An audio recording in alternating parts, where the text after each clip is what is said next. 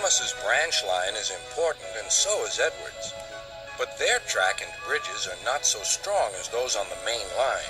Sir Topham Hatt does not allow the heavier main line engines like Gordon to run on them. But one day, the way Gordon was talking, you would have thought Sir Topham Hatt had given this order for quite another reason. "It's not fair," grumbled Gordon. "What isn't fair?" asked Edward. "Letting branch line diesels pull main line trains." "Never mind, Gordon. I'm sure Boco will let you pull his freight cars sometimes." Gordon spluttered. "I won't pull Boco's dirty cars. I won't run on branch lines." "Why not? It would be a nice change." "Sir Topham Hatt would never approve," huffed Gordon. "Branch lines are vulgar." Gordon puffed away. Edward chuckled and followed him to the station.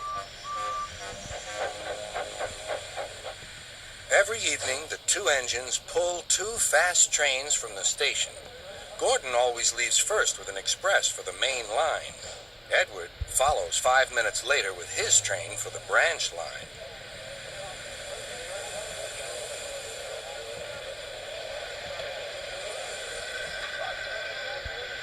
Usually, everything runs like clockwork, but tonight there was trouble. A lady in a green floppy hat was saying goodbye to a friend. It was nearly time for Gordon to start. The fireman looked back towards the conductor's van and saw something green waving. "Right away, mate." He thought the conductor had waved his flag. Gordon started, leaving luggage, his passengers, and the conductor all standing on the platform. Everyone was very surprised and cross.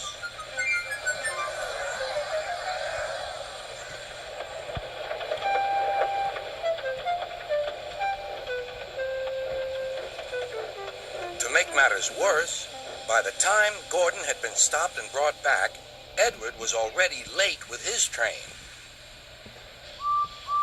So now he set off first. But the signalman at the junction wasn't told about the change. By mistake, he sent Edward along the main line. Gordon was sent along the branch and arrived cold and cross on one of the sidings near the harbor.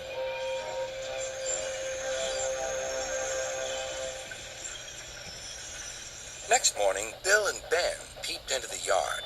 There were no cars for them, but they didn't mind that. Teasing Gordon would be much better fun. "What's that?" asked Bill. "Shh," whispered Ben. "It's Gordon." "It looks like Gordon, but it can't be. Gordon never comes on the branch lines. He thinks them vulgar."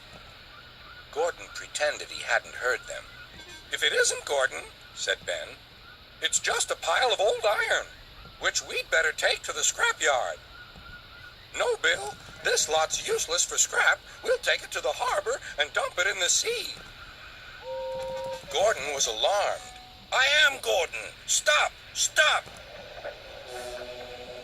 When Boco suddenly arrived, Gordon thought him the most beautiful sight he had ever seen. "Boco, my dear engine, save me!" Boco quickly sized up the situation and threatened to take away the cars he had brought for Bill and Ben. This made the twins behave at once. Gordon thought Boco was wonderful. "Those little demons, how do you do it?" "Ah, well," said Boco, "it's just a knack." Gordon still believes that Boco saved his life, but we know the twins were only teasing, don't we?